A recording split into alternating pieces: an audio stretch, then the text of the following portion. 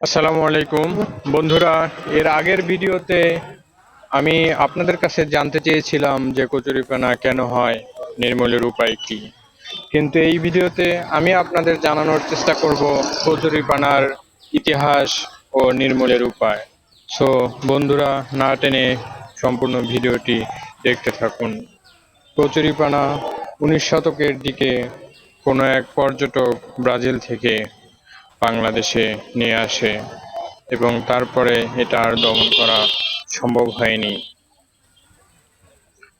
So বন্ধুরা, বর্তমানে পুকুর খাল বিলে এটি প্রচুর তৈরি হওয়ার কারণে অনেক সমস্যার সৃষ্টি হচ্ছে।